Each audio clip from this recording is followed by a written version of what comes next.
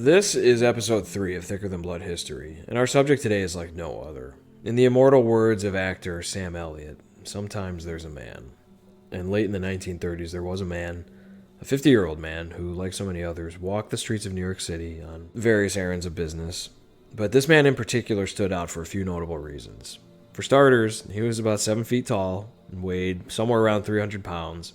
He sported a grizzly red beard and walked with a slight limp because concealed beneath his trousers was a wooden peg leg. But perhaps what stood out most about this man was that in the midst of the New York City blizzards, this man wore no coat, no hat, and yet seemed very comfortable in the frigid temperatures. One woman who he came across told him that he had a wonderful beard, and he said with his thick Danish accent, "Oh, you like it?" And he promptly cut off a piece of it and gave it to her as a keepsake. So sometimes there's a man, and this man's name was Peter Freuchen, and he is epic. History is full of stories about people who encounter the worst situations: starvation, war, disease, genocide, the literal four horsemen of the apocalypse. And most people are caught in these moments just as lemmings are in an old game of slave and slave master. Many die, some live, and some just barely survive. But sometimes there's a man who dies hard. Like something out of a movie, we occasionally get these people in history who, in the face of outrageous odds, they live to make the sequel. Some people just have it. Whatever it is, they seem invincible or immovable or imposing. I'm reminded of General George Washington. I've read a bunch of first-hand accounts of him standing on top of a rampart with musket balls whizzing by, some grazing through his coat, and yet there he stands, undaunted, but leaving his men awestruck. Whatever you want to call that quality, Peter Freuchen has got it.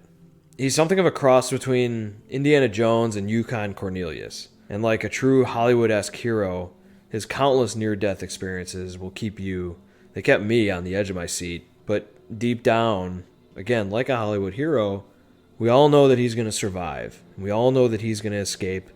He'll outsmart the Nazis, he'll get the girl, and he'll live to make the sequel. If you Google Peter Freuchen right now, you'll come across dozens of short articles and quick bullet points of his accomplishments. And without a doubt, the amazing photograph that captured my attention, the one of him donning the polar bear coat with a beautiful woman sitting at his side. It's that image that is the most striking. And he's proclaimed as, they say things like the greatest badass in history, or the man who saved his life with a poop chisel, or a hunter of Nazis. I think I read Tower of Testosterone somewhere. A lot of them call him the real most interesting man in the world. And you'll see his accomplishments. He won an Oscar, he's killed polar bears, killed wolves, he's a friend of the Eskimos, a chivalric Viking who saves damsels in distress. He saved a woman from a crocodile. He saved a woman from a sinking ship. The accomplishments are endless. He's met kings, he's met presidents. He publicly denounces tyrants. There's all these things that add up to who Peter Freuchen is. And unfortunately, it's created something more of a myth than a man. So for my podcast, I've used much of Peter's own written word. That's the primary source material for this.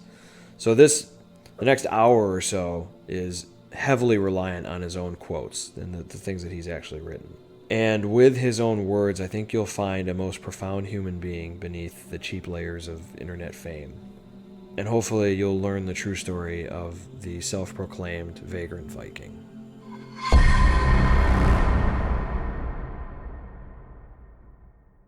Lorenz Peter Alfred Freuchen was born the son to a Danish-Jewish businessman on February 2nd, 1886, in the Danish town of Nykøbing Falster. As a child, he would often skip school to spend time seaside listening to the tales and lore of the sailors. Freuchen himself recounted his childhood habit later in his book, Arctic Adventures, quote, "As a child, my inclinations were to follow the sea. My hometown was a sailor's town, and I spent most of my youth on the sea. I owned my first sailboat when I was 8, and had my teachers troubled to look for truants, they would have found me in it." End quote. How many of you have children? Can you imagine your 8-year-old owning and operating their own sailboat? To me, that's free-range parenting in the extreme, although I'm not sure how much his parents actually knew about his youthful adventures. Despite those childhood dangers, he did grow into a young man, and a spirit of practicality and honest obedience to the wishes of his parents kept him landlocked for the time. Young Peter was to be a doctor. He enrolled at the University of Copenhagen to study medicine, where he claimed to be a decent student, but something happened there that was the catalyst for the rest of his life. Quote, "One day while I was working at the hospital, an accident occurred at the docks, and the victim was brought in. For several minutes he had been thought dead. Then a bystander discovered that he was breathing. The poor man was bruised and broken beyond recognition.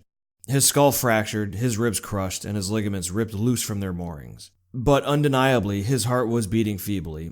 All the doctors said he would not live. He could not live.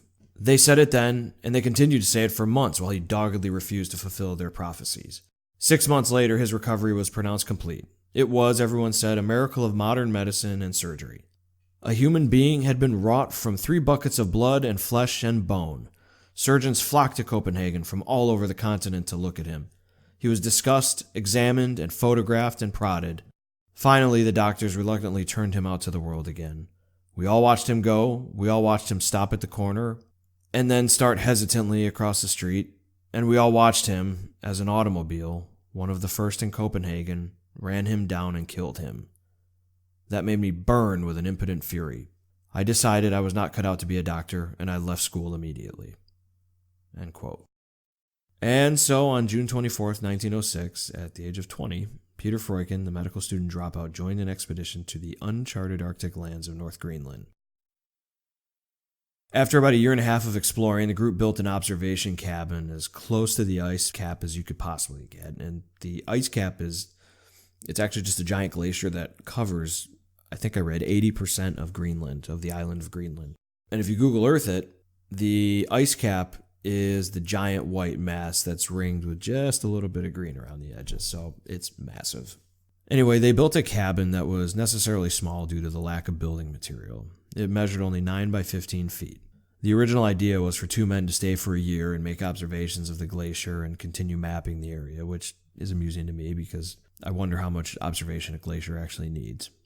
The prospective isolation proved to be too terrifying to the explorers. None would volunteer for the year-long post, except for Peter Freuchen. He says, quote, "I was given the choice of returning to the boat or staying out the winter alone. If I stayed, I would not see a human soul, as we were far north of the remotest Eskimo settlement. But I was just past 20, full of a lust for adventures, and, like a fool, I offered to stay out the year alone." End quote.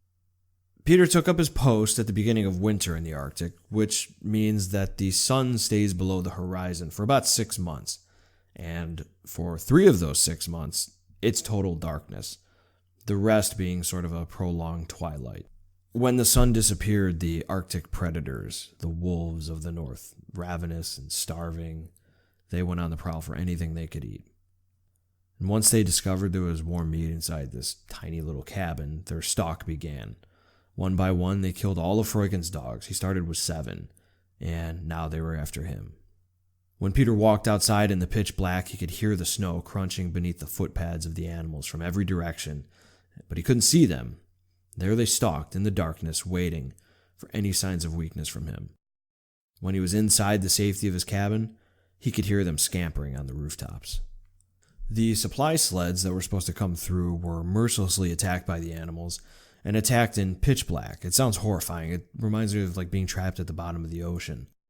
And eventually the supplies stopped coming through altogether. They were unable to contend with the wild packs of wolves. And so in the northern isolation, it was just Peter and the wolf. But he finally had enough of the wolves, and so he set a trap on the roof, and he tied it to a chain, and he led the chain through an air hole in the ceiling of his cabin.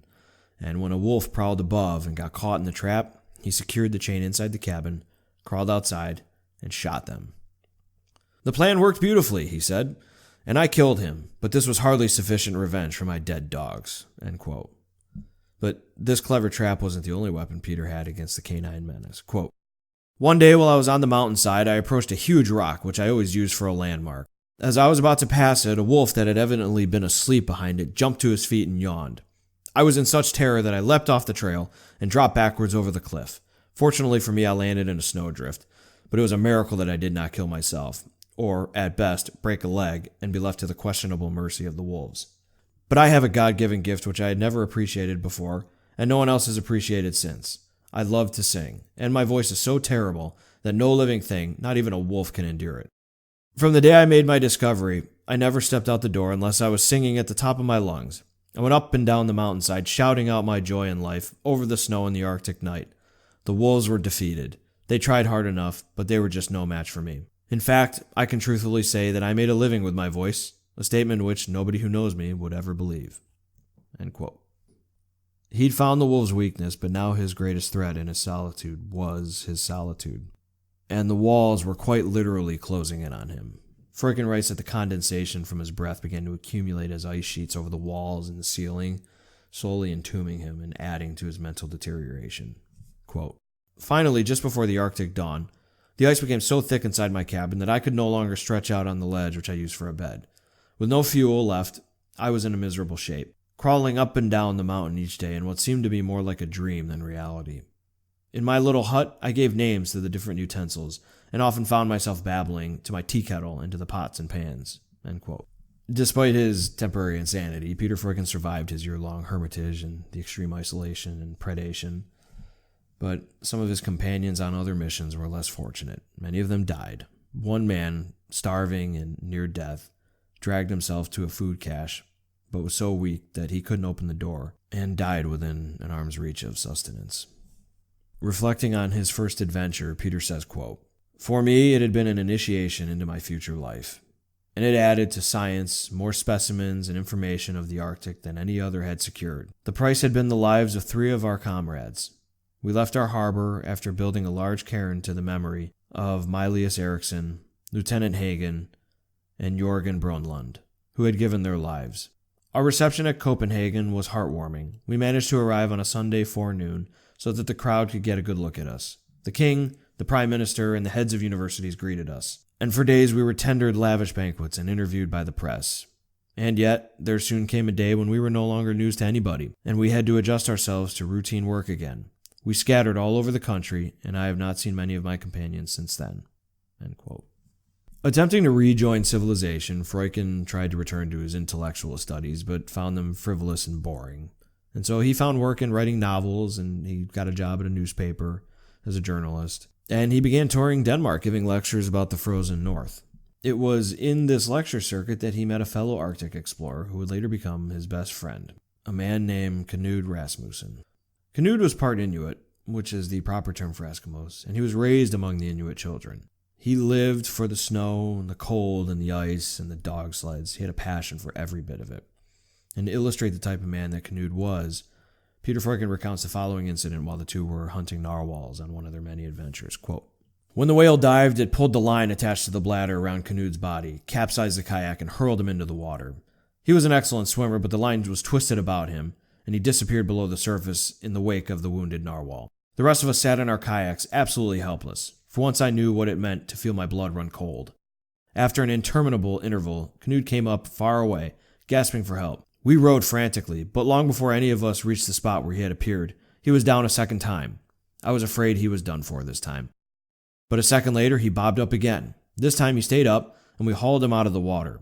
Not for a moment had he lost his nerve. He had merely hung onto the bladder, he said, as he figured his weight would quickly tire the narwhal, and the animal would come to the surface. You'd better go home for a change of clothes, I said. He eyed me reproachfully. Don't you see that this is our chance for a big killing? Later on, I asked him if he at least did not want his clothes wrung out. Why, he said. Because you're wet as hell, I roared. By God, I forgot that, shouted Knud. That's the kind of man who makes a real explorer. End quote. Peter and Knud traveled together, giving lectures about the Arctic and the Inuit cultures that inhabited those frozen lands. There's some amusing stories about Peter fumbling with the projector. At some point during their lecture circus, Knud pitched an idea to Peter. He proposed, under the auspices of the Danish king, they sail to Greenland and establish a trading colony in the northernmost inhabited location on the planet. Peter Freuchen recounts the proposal. Quote, I thought about it for several days. I had myself to think of and my own future. I realized that I had an equal opportunity with other young men to make a living in the civilized world. I might complete my studies and become a doctor, or I could become a sailor. I might, since I had made a start, make a name for myself as a newspaperman. I might do any number of prosaic things, but I decided against all these possibilities. The spirit of adventure was my heritage. My grandfather, somewhat of a roamer himself, had implanted in me traditions for seeking out the strange and the different. I told Knud I would go with him, and I have never regretted my decision. End quote. After securing funding for the transportation, Peter and Knud landed in the North Star Bay, an area on the northwest coast of Greenland. They built a small house which would serve as the foundation for their fledgling colony, which they named Thule. Fox pelts were the primary commodity of Thule, but it would also serve as a launch pad for any scientific explorations to map the wild north. The reception by the Inuit was very warm as Knud's reputation preceded him, and Peter was quickly endeared to them. Quote, "I soon became acquainted with a number of these wonderful people who were to be my lifelong friends. Not once I had ever had any reason to distrust them. They had already received a fine impression of white men through their dealings with that great educator, Admiral Robert Perry, and had learned much from him." End quote. One of Peter Freuchen's early excursions from Thule was during the winter when the sun was gone, and in this blackness he became separated from his Eskimo companion, Asayuk, in the cold and the dark. Suddenly he felt his dog sled jerk to one side, and then to the other. The ice was thin and fresh, and only a small pan of it was keeping the sled afloat. The dog's feet were sticking to the new ice, and they were exhausted, and he was lost and stranded and in mortal danger in, no doubt, the absolute remotest place on earth.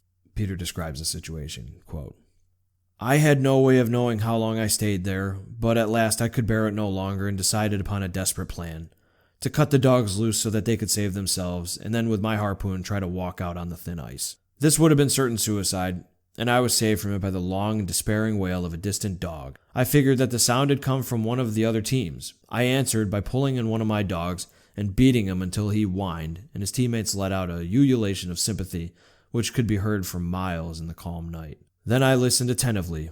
After a few moments, there was an answering howl. The exercise had sent blood coursing through my legs and arms again. I felt better.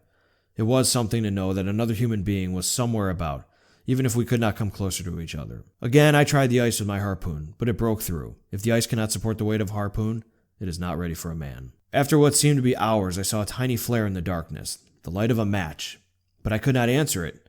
Again, I swore because I did not smoke and carried no matches. I saw 6 matches flare and die, and I could only beat a dog each time and try and make myself heard. But I received no answer, and the signals ceased. More than anything, I wanted to hear a voice, but the only sound was the crashing of the ice pans as they were thrown together by the currents below us, currents which might send us all to hell at any moment. More hours passed, and I almost lost the spirit the sight of the matches had given me. My only consolation was in knowing that someone else was in the same predicament as myself, and that helped a little. And then, from far off, I heard a shout. I eased myself to my feet and answered. I yelled louder. Nothing happened. Then I heard the voice again. Apparently the man was trying to explain something to me, but I did not understand Eskimo any too well, and his voice was almost drowned in the voice of the sea. I sat down again. From time to time I stood up and shouted, and sometimes received an answer, sometimes not. Evidently he slept as fitfully as I did. Finally it seemed to me that his voice was a little louder, and I screamed until my throat contracted. I had not breath enough to keep up this constant bellowing, but I was so excited that I could not sleep any more. Several more hours passed, and at last I could distinctly hear the voice shouting, the voice of my friend, Asayuk. "I am coming," he said. How this message warmed me, and yet it took many hours before he came near. Finally, he was within talking distance, and I knew the reason. He was in the same state as myself. I yelled, "How is it then that you are coming nearer to me?" "I am drifting," he said. Fortune then, and not any of our efforts, was bringing us together. We could hear ice crashing all around us, but we did not care much. Asayuk told me that he had been in the water, but he was not seriously wet. Then I thought I could see him, but I must have been mistaken, for he said he could not yet see me. He asked me to light a match, and I told him that I had none. He decided that he would sacrifice his last matches and let me try to walk over to him. I was to tie my harpoon to my leg, and thus have a means of returning to my sledge. It worked as we had planned, and the ice did not crack beneath me now. But I could not see Asayuk when I was at the end of my line. I added my whip to the harpoon line, and from the end of this, I could just make out his dogs, and I dared drop my guiding line and struggle out to reach him. He assured me that we could easily find my tracks back to the sledge, as it would be daylight soon, by which he meant a dull red glare on the horizon to the south, against which it was possible for a few hours to see the silhouette of a man. As I sat waiting, I realized that already I had spent almost 24 hours on the ice. I had not eaten a single meal, nor drunk anything, and added to this, it was Christmas Day. End quote. Peter obviously survived this terrifying ordeal, and he learned a lot about the realities in the Arctic in the process. Back in Thule, where he was warming up and getting his strength back, he received a letter from a girl back home in Denmark who he had been courting. The letter stated that she was coming up to visit him with the summer's resupply ship, Quote, "She wanted to share my life, whatever it was. She wanted to live in my house, wherever it was, and become an Arctic woman. Together we would make life gayer and pleasanter than it had ever been anywhere in the world." End quote. But when the ship arrived, she was not on it. And Peter writes that he understood it was too much to expect of her, and yet heavy weighs the broken heart of a young man. Quote, "How empty my little preparations for her arrival. How much more empty the house than it had been before. My life loomed ahead of me like a river meandering aimlessly through a barren desert, and I had, in a sense, to reshape it in unexpected channels. But I was still young, and my life had been an exceptionally clean one. In Denmark, I had lived mostly with my parents, and since then I had been too busy to get into any trouble. My mother and father had instilled in all of us a sense of our position, and taught us that the world and its evil ways were not for us. As a sailor, the filth and horror of the harbors had been repellent, and had kept me away from loose women. I suppose I had dreamt of saving myself for a pure girl, and now her failing me seemed especially ironic. She had, I was convinced, ruined my life." End quote. In this environment, perhaps Peter was looking for romance in the wrong place. He had living with him a newlywed Eskimo husband and wife as house guests. For whatever reason, they had no place to live at the moment. The husband was clearly losing interest in his wife. Peter says his extended hunting trips got longer and longer, and eventually he said he was going on a hunting trip and did not know how long he would be gone for. To avoid any talk of scandal when the husband was away, a young woman from the village would visit while the house guest's wife was home with Peter. He described how this young village woman lightened every room she entered and made everyone laugh along with her, that everyone was happy to have her around, and Peter was obviously falling for her. One night she arrived, but Peter's housemate was absent, and so she thought she should go. But Peter suggested she stay with him, and at that request he said her eyes were eloquent and spoke the language every girl knows, regardless of race or clime. He says, quote, "I only asked her to move from the opposite side of the ledge over to mine. That was all the wedding necessary in this land of innocence." End quote. He recounts the village's reaction to their marriage, quote, "Next day she wanted to know whether she was to return to her home or not, and when I said no, that was final. A few hours later, one of her brothers came to ask why she had not come home. She said, 'Somebody is occupied by sewing for oneself in this house.' The boy was startled, but said nothing, and he turned on his heel to race from house to house with the news. After a few hours, sledges hurried north and south to tell what had happened and to hear firsthand of the comments of the neighbors. Again, I was amazed at the discretion of these wonderful people. Not one of them spoke a word to either of us, which would indicate that the girl had not always been living in our house. Visitors came as usual and talked as if she had been my wife for years, and they had been her guests many times." End quote. This girl, Freuchen's lovely new wife, was named Navarana. The Eskimos' attention to politeness and etiquette stands out. They never allowed themselves to potentially embarrass anyone. It was just part of their culture. Peter one time was scolded because he kept asking people if they needed help with various tasks, and finally another Eskimo pulled him aside and said, "We don't ask each other if they need help. Here, we just help each other. It's expected. But if you ask if one needs help, you're implying that they are incapable, and that may embarrass them and ruin their reputation." Navarana, Peter's new wife, despite her sunny disposition, had lived a life, as Freuchen says, was a blood-curdling saga of the Arctic.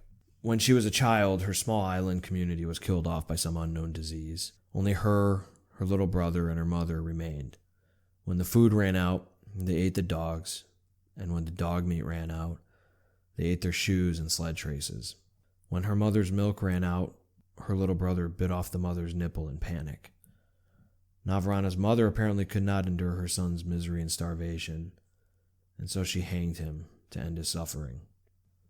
Navarana told her mother that she did not want to die and would rather remain to comfort her mother, and so she survived on grass and rabbit droppings until another Eskimo visited the island and adopted Navarana as his stepdaughter.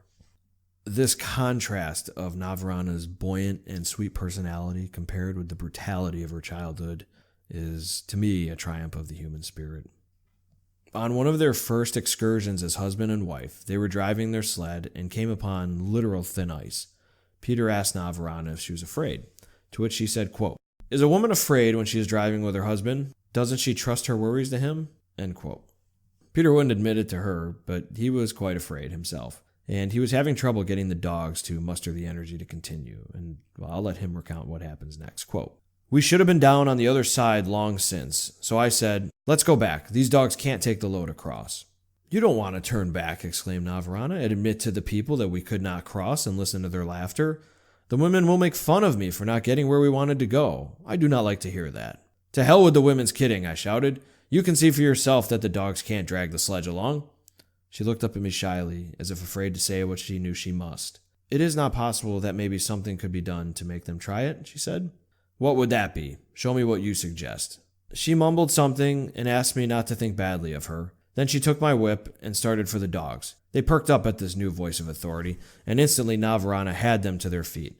She was a fury turned loose. From the shy, sweet little thing a moment ago, she was transformed into a mad witch. The crack of the whip was like the ice breaking. Her voice echoed over the ice caps, and the dogs leapt to their traces. Away from the merciless lash they tore, the load as nothing to them. The animals instinctively knew that authority was in the hands of a person who knew how to command. We dashed toward the highest point of the passage as if we were on the heels of a bear. So fast did we go that I could hardly keep up with the sledge, and I looked with admiration at my little wife, with the big whip in her hand. She was more beautiful than ever, and I forgot everything in my awe of her. When we reached the top, she halted the dogs and handed me the whip, saying, "They only felt ashamed because they were driven by a poor woman, and hurried so that they might not be offended any more." I knew that I had coddled my dogs too much, but I told her that in my country we did not use dogs for hauling, and it was difficult to learn to drive them. She explained that she had gone hunting often with her grandfather, and she had learned to drive from him. "Don't tell anybody," she warned, "that I took the whip while driving with you. I do not want the women to say my husband is not the best dog driver in the country." What the women would or would not say for a long while was our court of last appeal. End quote. With Thule more established now as a trading base, Peter and Canute could now use it as their launching pad for their mapping explorations. Their first exploration would be their most famous. One of their fellow explorers, Einar Mikkelsen, had gone missing on a journey to the somewhat mythical realm of the northern Greenland coast. Canute and Peter went in search of him. Over the course of several weeks and several hundred miles, they trekked into the northernmost point of Greenland, known as Perryland. Perryland was previously assumed to be an island separated by a channel called Perry Channel, but as Freuchen and Canute found out, there was no channel. Perryland, turns out, is a peninsula. In this time of Arctic exploration, this was considered a major discovery because it changed maps that had existed based on Perry's exploration from earlier. They later discovered that Mikkelsen had indeed been there, but he had moved on. Canute and Peter barely survived the trek. Starvation and thirst, of course, were expected complications, but snow blindness, something that I had no idea existed, was another threat. It apparently occurs when the sun's UV rays burn the retina of your eyes. Peter Freuchen suffered from snow blindness for most of the trek. He describes it like sandpaper on your eyeballs. While on their way home, as they approached their beloved Thule, the fondness of friendship between Canute and Peter after the harrowing journey became apparent. Quote, "We called a halt and waited for Udlavariak to explore the crevasse between us and home. And when I sat there, Canute walked over to me and gave me his hand. Many times during the summer, he said, I didn't believe we could go on. But now that we have completed such an expedition together, we ought never to be apart again. Wherever we go in the whole world, we must always stick together." I believe that neither Canute or I realized exactly what we had accomplished in the crossing of the ice cap. We had begun our expedition with a casual and humanitarian motive of rescuing a countryman, Einar Mikkelsen. We had not found him or any sign of him, but in our search we had made many important discoveries and observations, proved the non-existence of Perry Channel, and accomplished the feat of traversing the northern Greenland ice cap, something no man had ever done before. End quote. Peter and Canute, flushed with their monumental achievement, decided to make a trip to their homeland of Denmark to proclaim their victory. About halfway between Greenland and Denmark is an obscure archipelago of islands called the Faroe Islands.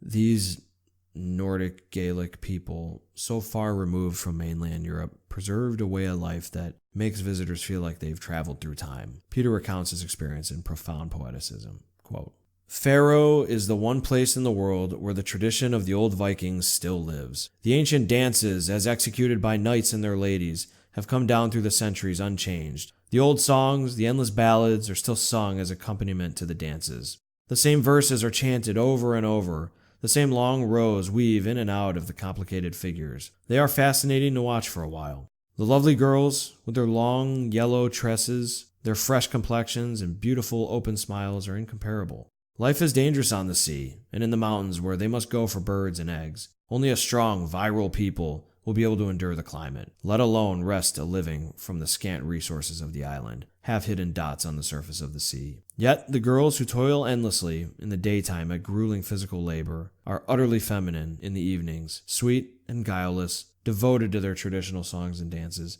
and the very epitome of courtesy and grace." End quote. Upon returning home and reuniting with Navarana, Peter found that Americans were now utilizing their trading post of Thule. He was at first apprehensive about their arrival, but they quickly impressed him. Quote, "At any rate, I corrected my earlier impressions of Americans as rather wild men whose favorite pastime was training horses and shooting off revolvers in saloons." End quote. But more importantly than Americans arriving at Thule was the news of war. World War I had just begun. The guns of August were ablaze. Peter and Canute and all who heard the news of this great war, they all felt quite confident that the European powers would be completely exhausted within 3 months and the war would be over soon. Yet, for Peter, there was even bigger news than the world at war. Navarana was pregnant with their first child. And even after 9 long months of pregnancy, his wife's labor still hit him like a ton of bricks. Quote, "In the middle of the night, she came home complaining of a stomach ache. We thought it nothing more important than eating too much matic, and she went into the other room to sleep. A few hours later, Arnanguak, who still lived in our house, came to meet me with the news that Navarana's time had come. She was going to give birth to her child. I was frightened half out of my wits. I had realized, of course, that this moment would arrive sooner or later, but we had not known when the baby was due. I cried to Arnanguak to look out for Navarana, and I bolted out to call Canute. He came running out of his tent and was as bewildered as I. But anyway, he said, he had 2 children and was therefore an authority. I know that when Han was born, we made coffee and had plenty of it. Let's go for water. They will need hot water too. So we went for the water, as I knew it would be a long while before the actual birth took place. Each of us carrying a pail, we walked to the brook, doing the one thing we knew would be of help. When we returned, the boy was already born. I had to let everyone know at once, and I ran shouting from tent to tent. Everyone was interested. Everyone is interested in anything in the Arctic, but not very excited, I thought.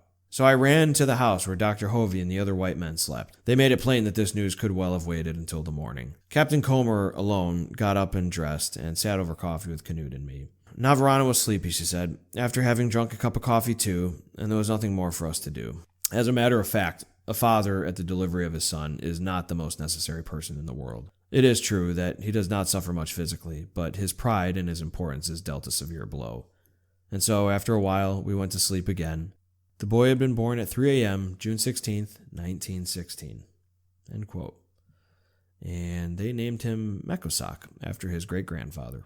Any parents of toddlers listening know how tireless toddlers are, and Eskimo toddlers apparently are no different. Quote, "Every household has its own problems. Ours was Mekosak's habit of crawling up and playing instead of sleeping. To prevent this, he was told that a great ferocious bear walked up and down beside us during the night and looked for small boys who were not asleep. If the boys did not sleep, they were likely to have their heads bitten off. As we slept in the cave for some time while the gale continued to blow outside, the boy grew restless and crawled up to take a peek outside the bag. Imagine his consternation when he actually saw a bear standing close to him with a very ominous look in his eye. The child hurried back to his place with such alacrity that his mother was awakened. After she had seen that he was comfortable once more, she too looked about and saw the bear standing beside us. 'Peter,' she whispered hoarsely, 'there's a big bear right in the cave with us.' There was no doubt about it. There was a bear, and he was between me and my gun. I yelled and jumped out of my bag.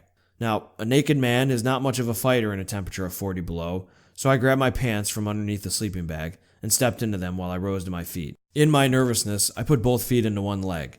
At the same moment, I noticed Etukasunaguak was up and had his gun ready, but he could not shoot without endangering us, so I began to run. That is inconvenient with both one's feet in one leg of his trousers. And I toppled forward and rolled down the slope to the feet of the bear. He was as frightened as I was, and he leapt away from the thunderbolt that was after him. The dogs had been attracted by the noise, and a number of them tore loose from their traces and attacked the intruder. Itukunasagwak was now free to shoot and did so, but killed his best dog before he succeeded in getting the bear. Mekosak was so thrilled by the performance and laughed loudly when he saw his father lying between the paws of the bear. Navarana brought him down to toss his little spear against the dead bear so that he might get his share. He had been the first to sight the animal, and she was so proud of him as if he had made the catch single-handedly." End quote. It wasn't much later that Navarana was pregnant again, and she gave birth to their daughter, Pipaluk. With a wife and 2 children now, Peter had decided that he would show them what life was like in the civilized world. The civilized world, at this point in time, was in the process of butchering an entire generation of European men by way of toxic gas and industrialized firepower, the likes of which humanity had never seen before. The once lush green fields of France, now a web of trenches and showered with endless artillery bombardment, and they had come to resemble the surface of the moon, only drenched in young men's blood. By the time Freuchen's family reached neutral Denmark, some 15 million people were already dead from the war that was supposed to only last 3 months. During their visit, they had an audience with the king of Denmark, who asked Navarana what she thought of Denmark. Peter recounts the moment, quote, "Navarana turned to me. Is that man really the king we have heard so much about? How can he think for everybody in Denmark if he is stupid enough to suppose that I have any opinions about this magnificent land after only 1 day's stay?" "What does she say?" asked the mighty man. I translated freely. "Your Majesty, she thinks it wonderful and grand." "I thought so," said the king, and was content. End quote. Even though they were safe from the war that was ravaging Europe, there was another killer lurking about, one that would soon claim twice as many victims as the war. Some 50 million people would soon be dead from the Spanish flu epidemic. The Spanish flu was like the second coming of the bubonic plague. It tore through national borders and rapidly crossed oceans. Once caught, an infected person would hemorrhage from the nose, mouth, ears, intestines, and lungs. Secondary infections and pneumonia would take a hold, and the patient would either die or barely survive, weakened and laid low for months or even years. It's estimated that 6% of the world's population was exterminated by the Spanish flu. Indigenous people suffered even more horrid death rates. Some villages ceased to exist within a few months. While in Denmark, Peter caught the Spanish flu, and after months of bedridden agony, he barely pulled through. Now recovered from the flu and done with Denmark, his family returned to Thule and began to make preparations with Nud for a new adventure into the Hudson Bay, and Navarana was to go with them. They had left Pipaluk, their daughter, with Peter's parents back in Denmark for the time, and Mekwasak was going to stay in Thule with a missionary. Peter and Navarana met at a small town called Upernavik, the furthest north civilized town in Greenland. Its population was mostly Inuit people who took to the white man's ways. There it became evident Navarana had contracted the Spanish flu. She quickly became bedridden and was fading in and out of consciousness. Quote, "She lay still for a long while. Then she took my hand in hers and told me how happy she had been in having a husband who would talk with her as an equal. And finally she said that she was very sleepy. I went into the kitchen to brew tea for her. As I sat and watched the water, it came over me how much I loved her, and how much she had developed since our marriage. Navarana was so quiet that I tiptoed in to look at her, and as I watched, her lip just quivered. Then she was dead. I would not believe it. I had somehow never thought of the illness as much more than a bad cold. My dear little wife was dead. I sat petrified. For the first time in my life, I was in the presence of the death of someone close to me. My past life had been happy and carefree, and suddenly I found myself the father of 2 motherless children. I had taken Navarada out of her natural life and surroundings. I hoped that she had been recompensed for what she had lost, but who knows? She was the bravest little girl who ever lived, and never would have complained about anything that came her way." End quote. After her death, the minister of Upernavik, who Peter describes as an undersized native imbecile, he told Peter that because Navarana had died a pagan, there would be no church bells, no sermon, and no Christian burial. So, against the minister's wishes, and as there was little he could do to stop the Viking giant, Peter dug Navarana's grave in the church cemetery himself. Peter and Canute continued to the Hudson Bay despite the death of Navarana, and they were even wearing garments prepared for them by Navarana. At one point, Peter found himself alone, away from camp, and he and his sled dogs were caught in a blinding snowstorm. So Peter took shelter under his sled and fell asleep. When he awoke, he found that the snow had accumulated around him and entombed him in like an icy mausoleum. He tried lifting his sled, but it was frozen solid in the snow pile. What Peter claims he did next, some might say brilliant, some might call it something else, but he apparently moved his bowels and fashioned a chisel out of his own excrement. And once this new tool was as solid as ice, he hacked his way out of his would-be grave, but he soon found he couldn't walk. One of his legs was frozen and useless from the knee down. By the time he crawled back to camp, the gangrene and decay was so bad on that foot that he could see the bloody bones of his toes. Knowing them to be done for, he grabbed a pair of pliers and a hammer and began removing all 5 bony digits from his foot. Limping from his lack of toes and back in Denmark now, Peter reconnected with an old acquaintance from his days of giving lectures.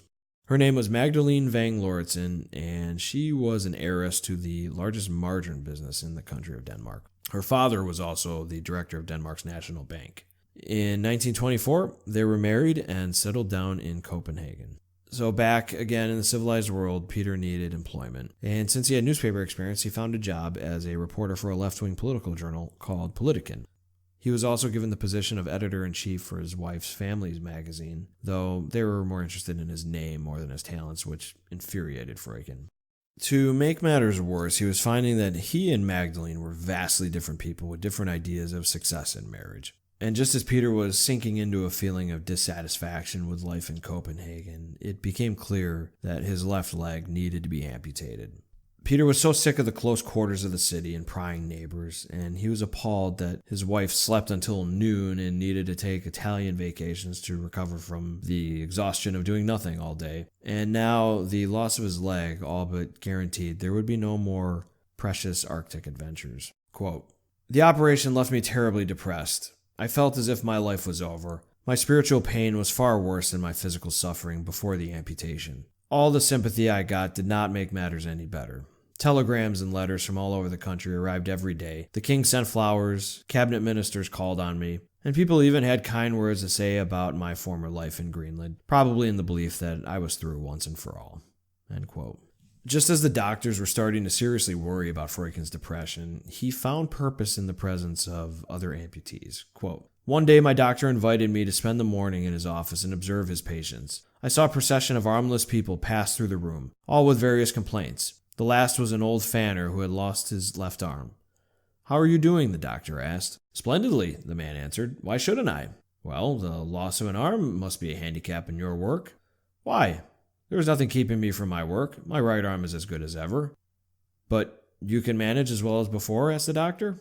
'Certainly. I must admit I get annoyed sometimes during the harvest time. I used to be the fastest man on the farm, but now there's a young fellow who beats me. Otherwise, I'm as good as ever.' When the farmer had left, I expressed my gratitude to the doctor. The wise man had his special reason for asking me to watch his patients. They made me realize that it is not the handicap that counts, but the man. From that moment, I improved rapidly. I did not feel sick anymore, and I refused to regard myself as a helpless invalid." End quote. With his spirits back, Peter Freuchen began writing novels, all based on his adventures in the Arctic. It was about this time Peter had also purchased his own private island, and this private island, just off the coast of Denmark, served as the perfect place for him to sit down in solitude and do his writing. It was his temple of solace for him. Evermore, it was a place that he longed for, no matter where he was. Peter had the opportunity to travel to Soviet Russia to give lectures on the Eskimo Society, which the Communist Party hailed as great propaganda. He also began receiving contracts from the German film industry for movie scripts, and one contract was for a conservative publisher that was advocating to bring the Kaiser Wilhelm back from exile. Peter says, quote, "My life was getting slightly complicated. In addition to my contract with this conservative undertaking, I was a member of the staff of the radical newspaper Politiken. I had been put up as a candidate for parliament by the Social Democratic Party, and in Leningrad, they were still distributing my translated lectures on the Eskimos." End quote. Freuchen was now internationally famous and making a substantial living from his writing. He found himself rubbing shoulders with multimillionaires and even the President of the United States. Eventually, Hollywood purchased the rights to one of Freuchen's novels called Eskimo, and he was at once whisked off to Los Angeles as an advisor for the film, and he and the film crew traveled to northern Alaska to commence filming. What ensued was a hilarious clash of Hollywood starlets and hard Eskimo life. The female stars refused to play an Eskimo that didn't have makeup on. Everyone complained of the cold, and Peter was the only one who knew how to communicate with the indigenous extras and also build igloos for the set, which they needed for the movie. He spent much time living amongst the Eskimos there and avoided his crew at all costs. He almost never made it back, however, from the filming. The plane chartered to carry Freuchen and a chef and 2 actresses crashed in the ice of Alaska. Freuchen himself navigated their way back to civilization through the ice and the snow, where they chartered another plane, and that one also crashed in the ice. But eventually they made it back to California, and he found his Hollywood contract unrenewed, much to his satisfaction. He decided before flying back to Denmark that with the sudden spare time he had, he would take the opportunity to drive across America and see the countryside. During his trip, he picked up a hitchhiker who claimed to be an associate of Al Capone, because things like that just happen to the real most interesting man in the world. It was around this time Peter learned of Knud Rasmussen's death. Quote, Knud and I had spent 14 years together in the Arctic, and the world seemed empty without him. He had been something of a hero and an example to me. I had always needed his praise and his criticism above all. I had probably been too dependent on him, but I later realized I had grown more independent during the 2 years I was away. At the moment, however, I had only the sense of a tragic loss. Freuchen's movie Eskimo was being released all over the world, and he was due to attend the premiere in Germany. Shortly after he entered Germany, he reconnected with some family he had there who, through their great wealth, offered to arrange an audience with the new leader of the country, a man named Adolf Hitler. Peter replied, quote, I had not the slightest interest in meeting the man, nor would my newspaper want me to interview him.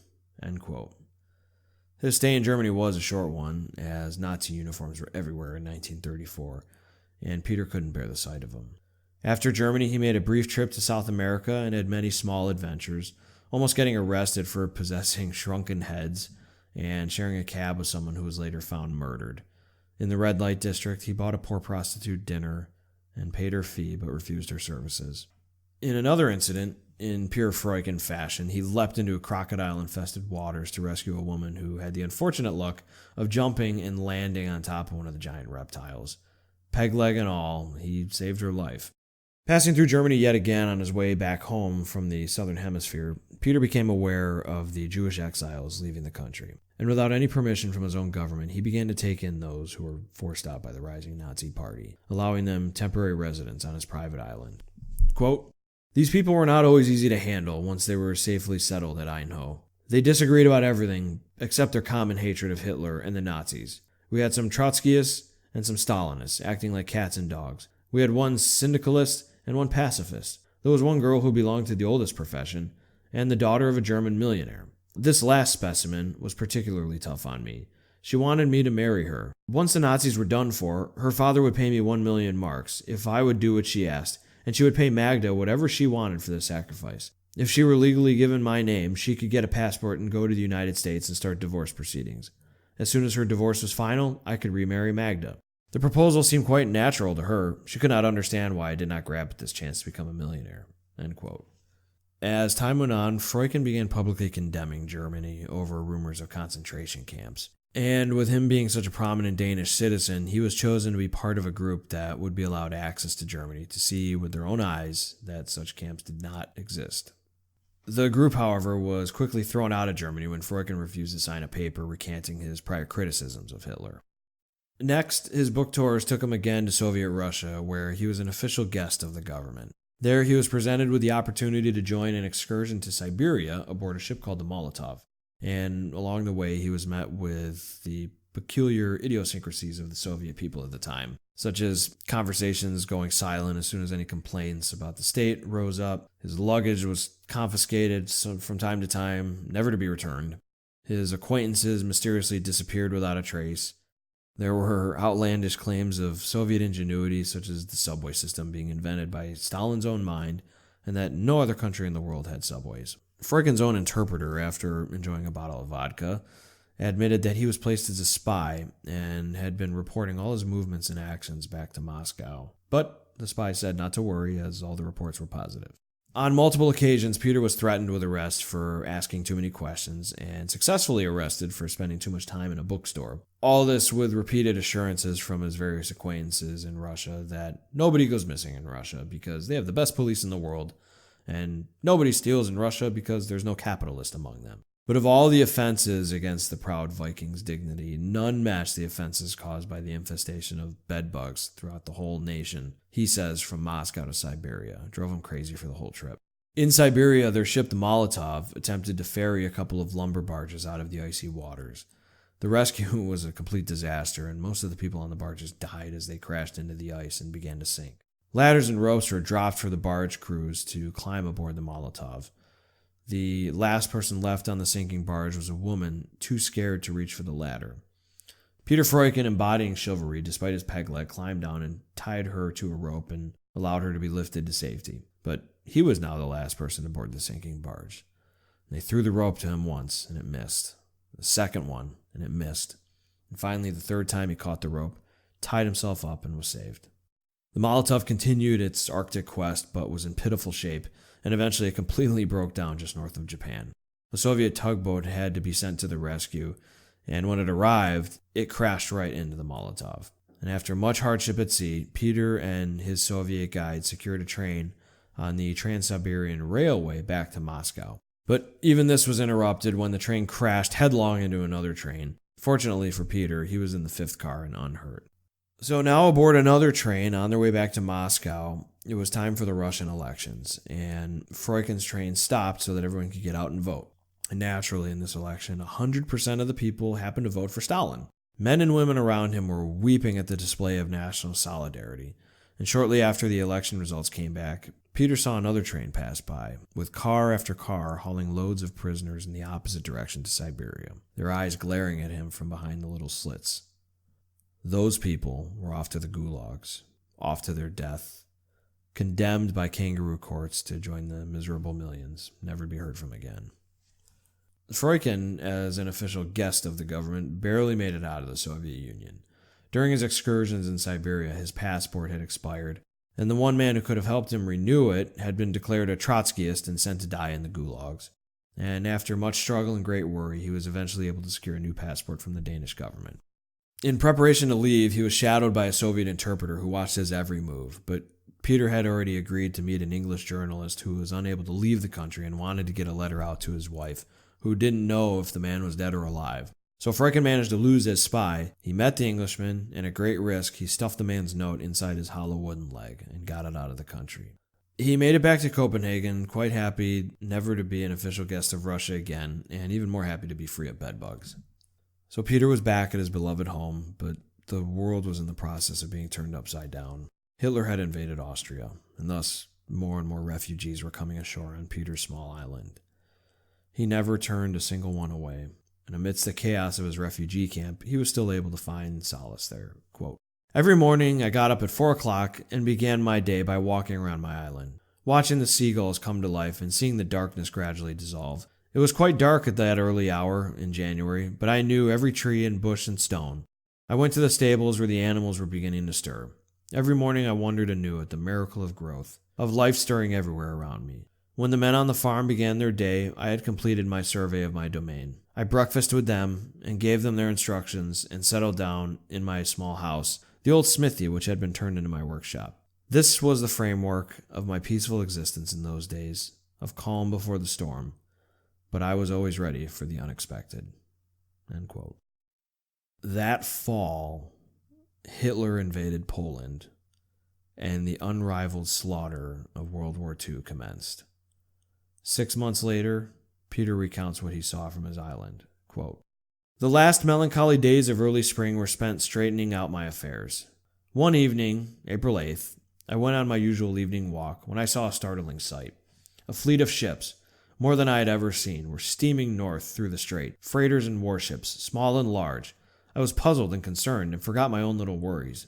As the sky turned darker, I became aware of a heavy thunder which increased rapidly. Soon it was all around and above us, an armada of warplanes flying to the north. This must be more than maneuvers. A large-scale attack against England, I thought, as I went to bed with a heavy heart. In the morning, the telephone was out of order. I was going to row across and make a complaint when the little mail boat arrived. People Luke went to fetch the mail and came running back from the beach with terrifying news. Denmark had been attacked. The Germans had landed at Gedser and had moved north. There had been some local fighting during the night. A few hundred Danes had been killed. There was confusion everywhere. Nobody knew what had happened, but later in the morning, we heard the tragic proclamation from the king. There would be no resistance against the overpowering enemy. There was nothing little Denmark could do." End quote. Peter Freuchen went to bed in Denmark, and woke up in Nazi Germany. And even though the King of Denmark officially declared there was to be no resistance, these people are the descendants of Vikings, and not destined to be a conquered nation. Remarkably, Peter managed to smuggle the refugees off of his island into Sweden to keep them out of the hands of the Nazis. He promptly sold his island to the highest bidder so that he could move back to Copenhagen to live with his wife, Magdalena, in a new house they purchased. She hated the island anyway and rarely visited. His son, Mekwasak, stayed behind with the new owner as a hired hand, and Pepaluk went with her father. During the Nazi occupation, 3 men stopped by the Freuchen residence with an offer to cut down one of his trees so that he may burn it for fuel, since now even firewood was being rationed. And in exchange, they could keep some of the firewood for themselves. Peter agreed, and he even helped to cut the tree down with them. During their conversation, he discovered it was all a pretext, and that they were actually British spies. They needed to arrange hideouts for British agents that were to be parachuted behind enemy lines. Peter Freuchen enthusiastically offered his help. It wasn't long before Peter had helped covertly import several British agents, as well as machine guns, and time bombs, and other interesting material, as he puts it. He also used his nationwide speaking engagements to act as an underground courier between the various resistant groups, carrying not only messages but also explosives. Soon, Danish factories working exclusively for the enemy began blowing up. Danish converts to the Nazi party and German nationalists began turning up dead. And Peter just kept giving his lectures. Quote, "All my life, I had been used to speaking my mind without any serious thought of consequences. But this habit of not guarding my tongue was a great handicap during the war. I learned to be careful, but sometimes I was sorely tempted. In my own suburb of Birkerød, the Danish Nazis organized a camp for its youth movement, and we were constantly exposed to the sight of these traitors marching and singing all over the neighborhood. It was less depressing than we expected, since the recruits were mostly mentally retarded or juvenile delinquent, but their presence was most objectionable, particularly on the commuter trains. They were loud-voiced and abusive, and I seemed to be their favorite target. There was lawlessness everywhere. Irresponsible persons conducted their own private kind of warfare in the most irregular way. I still remember the day when 2 of my group went off to Odense one morning on a private errand. They left at 8 o'clock, arrived in Odense at noon, and went straight from the station to a small grocery store. The owner was alone behind the counter, and without a word, they shot and killed him, and returned to the station. They were met by their local contact, who told them that the storekeeper was loyal.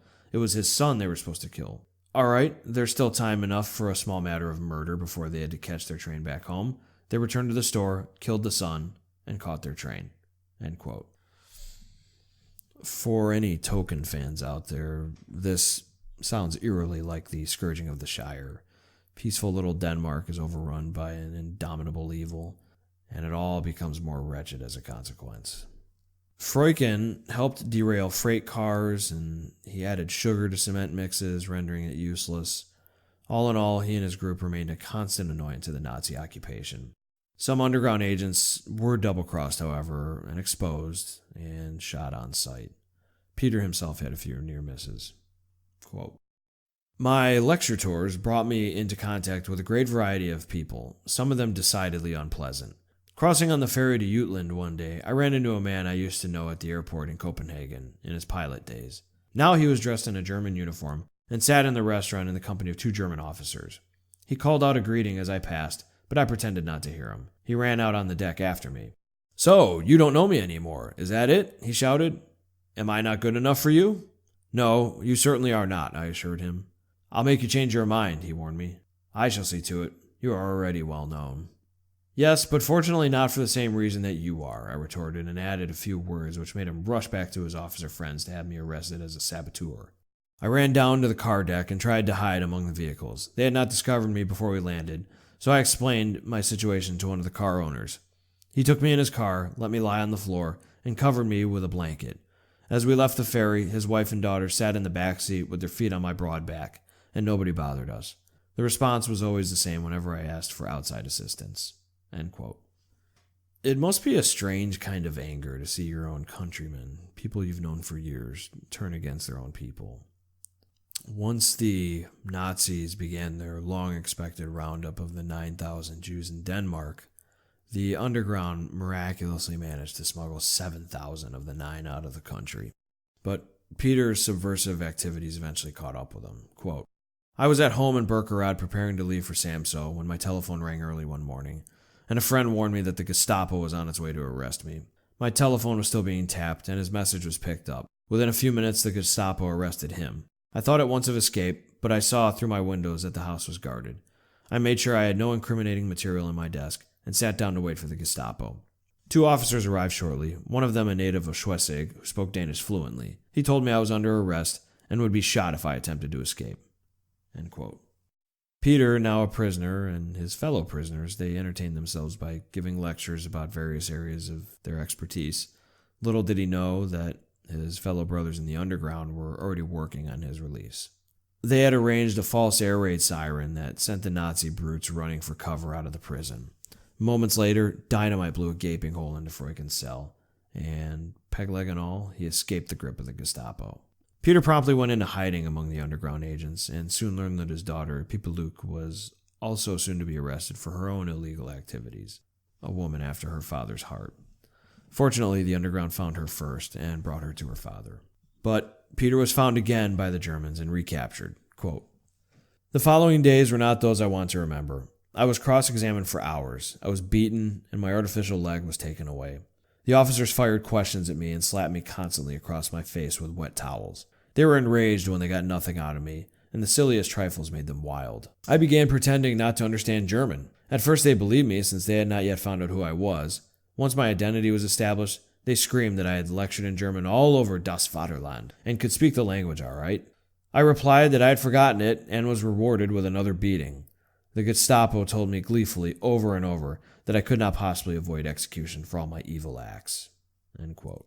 Peter was sent straight away to the Danish prisoner camp, where he awaited transfer to a more formal concentration camp in the heart of Germany. He says, quote, "Before any arrangements had been made for our transfer to the south, I received a serious warning from the outside. My case was coming up for a final trial, and there was no doubt about my fate. I had to escape. My friends made the necessary preparations from outside, while I chose the simplest way out. Leaving the barracks at night, crossing the yard, and climbing a fence proved unexpectedly easy. The Germans were demoralized, and the guards were obviously relaxed. My friends waited for me at the appointed spot on the other side of the fence and took me down to Copenhagen harbor, where a fishing boat bound for Sweden was waiting. Shortly after my escape, several of my fellow prisoners were released, but in most cases the German magnanimity proved to be a deliberate fraud. They let loose a number of people against whom they had no evidence, but once outside the prison, they were shot while, quote, resisting arrest. My friend Billo met his death that way. He was released and returned to his home in Elsinore. When he had been at home for a few days, the doorbell rang early one morning. His wife opened the door and screamed when she saw the Gestapo outside. Billo ran to the door to investigate. The Germans shot and killed him instantly. A friend of ours from the same camp was warned in time that he was to be shot, but he could not escape. He got into a kayak to row across to Sweden, but was discovered by a German Coast Guard vessel and shot through the head." End quote. Soon Peter and Pipaluk were smuggled out of Denmark into neutral Sweden. From there, Peter continued his underground work against the Nazi invaders as a courier between the Allies and the underground. Peter's wife, Magdalena, was arrested in Denmark, but eventually managed to escape to Sweden as well. But she was already pretty mentally fragile, and this whole experience had left her worse off than before. She told Peter that he was too much of a vagrant for her nerves, and thus they mutually agreed to a divorce. Soon Peter was asked by the American government to go on a lecture tour in the United States about Denmark's contribution to the war. On tour, he became acquainted with an elegant woman who had lost her husband in the war in the Pacific. Her name was Dagmar Mueller, and she had made a name for herself as a New York fashion magazine editor. They were soon married and settled down on an island off the coast of Connecticut that lived in old world fashion. No mail delivery, no running water, and they loved it. Like Peter's island in Denmark, this American island seemed to be the antidote that the vagrant Viking needed. This island is where he would spend the rest of his life. A few years after Peter and Dagmar settled down, he and his daughter, Pipaluk, decided to travel back to the Arctic, back to Thule, to visit their old friends from so long ago. Thule, however, had changed a bit. The small town he founded was currently being transformed into the United States' most northern Air Force base, and still is to this day. Peter says, quote, "We visited all the familiar places along the coast, Sukkertoppen, Gotthab, Holzenborg, and I was received by all the Danish officials as a prehistoric animal. I could have made a book out of the fantastic stories they told me of my early years in Greenland. Most of their tales were about some incredible adventure I could no longer recognize as myself. It was a strange feeling to meet myself as a character from the Greenland sagas. Our return to Thule was a great experience for both of us in more ways than one. As we passed Cape Atoll and approached my old home, the radio operator handed me a message from the State Department through the American Consul in Gotthab. Any landing on the American side of New Thule Harbor would be disapproved. I did not protest, although it seemed strange that I, a Dane, should be refused entrance to any part of Greenland, particularly to a settlement which I had founded, and which did not even have a name until Canute and I decided to call it Thule. But I stayed away and spent my time visiting all my old friends in Thule. My old home is no longer a remote spot outside civilization. It is a stopover on the main air routes of the world. I cannot help remembering that I gave the place its name as I think back on the happy days I spent there. I built the first house in Thule. Now I drove in an American car on paved highways. I saw road signs. I heard explosions from the distance where construction workers were busy removing a mountain. And behind this American city, I looked over at the second highest structure in the world, an observation tower for the Weather Service, more than 1,200 feet high. A road was being built across the inland ice to the east coast. Once Canute and I had made the trip in 19 days, a record that will never be beaten, not by dog sleds. Today, the shining cars are rushing across the ice cap, 10 cars in a caravan, driving for 20 hours. The men eat in their luxurious trailers as they drive. They sleep in comfortable berths, in places where Canute and I risked our lives with our Eskimo friends.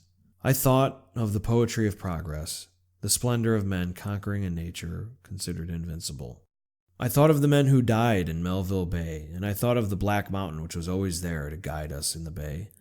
How many times I had looked at this landmark, how many times I had hated the dark, hostile mountain which was always so far away. When the snow was deep and the dogs were tired, when the ice seemed impassable under a cold, hard moon, and lack of food sapped all one's strength. Black Mountain was always there, always as far as ever. Time and time I had forced myself not to look up, not to watch the distant landmark before I felt it must have moved closer. When hours had gone by, after a whole day's painful march, the distant goal was as far away as ever, but I had learned to ignore it, to keep going after the distant goal, never to give up. My friends had seen me come to Thule as a young man. They had seen me marry, had seen my wife, Navarana, bear children. We had all been tossed by the winds of fate. Navarana, my wife, had found her grave in Greenland. My children were far away. They had grown up in Thule. There they had waited while Navarana and I were gone, sometimes for days, sometimes for months. But we always returned to Thule. That was my home, and it always will be, even if the people move. The wind blows, and the world moves on. It rolls over 300 Eskimos, their tents, and their igloos. They do not complain. We go farther north, said Odark. New men have moved in. They know not the old ways. They have little peace or dignity. They have taken the land, but our land is great, and we move on. And we know that you are a wise man, Pita. One day you will see that there is less happiness in the land of white man. We are happy because you came to us, Pita. And we are happy because one day you will come back. Do you remember when you first came to Thule, Pita? I fed your dogs, and I fed them well. Today meat is put on scales, and every morsel is weighed. No longer does a man know how to chase a bear or catch a fish. He waits for the fish to come by itself and swallow a lazy hook. I have never caught any fish but the salmon I stabbed with my spear. Yes, life is a journey, as my wise friend Odark told me. We are being punished because we have stayed too long in one place, Pita. Life is a journey without end. End quote. In 1957, Peter Freuchen died of a heart attack at the age of 71 at his home in Connecticut. In his final book, The Book of the Seven Seas, he filled the pages with a gripping narrative of the history of the high seas, from their primordial foundations all the way to mankind's explorations, naval battles, and sailor lore. Reading it, I felt very much like a young boy, enchanted by the stories of an old sea captain who lived in a world that no longer existed, and I yearned for it. 3 days before Peter died, he wrote down the foreword to his Book of the Seven Seas, and I think the last published words by Peter Freuchen are the best close to this story. Quote, "When the gales whip trees and rattle our windows, or snow piles up outside so that no one wants to go for a walk, Landlubbers snug in warm rooms are likely to tell each other how sorry they feel for the poor sailors on a night like this. But they feel, too, a little wistful envy of the men who brave the cold storms upon the restless water. The stories which these fellows bring to us are the stuff our dreams are made of. We may not believe the tellers of the salty tales for a minute, but in our secret minds we live them. We are all great heroes in our dreams. We drift endlessly in hot, dead calms, while all on board but us are in despair. We baffle the most violent storms, conquer the bravest fighters, foil the most bloodthirsty pirates, bring home the richest cargoes from the most amazing voyages, wrestle with monsters, dive for sunken gold, see the strangest sights. Then in the end, science takes over from our imagination, and behold, there are even greater wonders than we dreamed.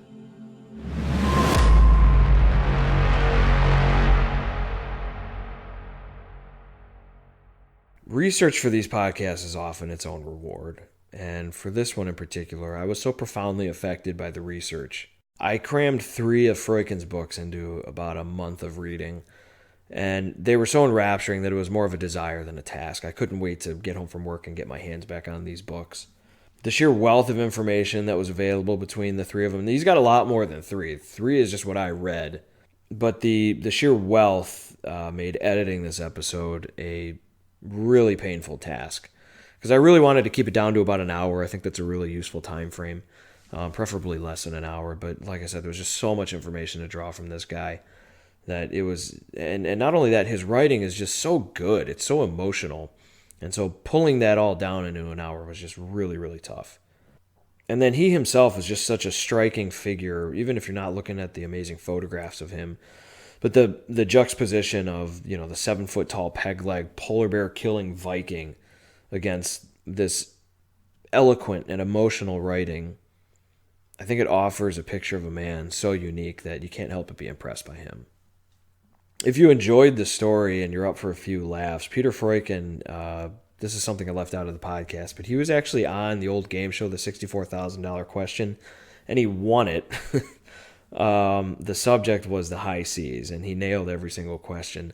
Most of that, I haven't been able to find the footage of it, but if you go onto YouTube and you search Peter Freuchen, there's a clip of him answering some of the questions, and it's just awesome. It's perfect. And also, I highly recommend reading his books. There's just so much to learn from this guy. He's got a lot of books that are in Danish, so if you can speak Danish, then by all means. So, as always, I always like to close saying thank you. I really appreciate you listening. I sincerely hope that you were able to take something away from the amazing life of Peter Freuchen. If you could, I'd really appreciate you sharing this episode with friends and family, and most of all, giving the show a rating and review on iTunes. That seems to go the farthest, so that we can continue growing the audience for Thicker Than Blood history. Thanks a lot.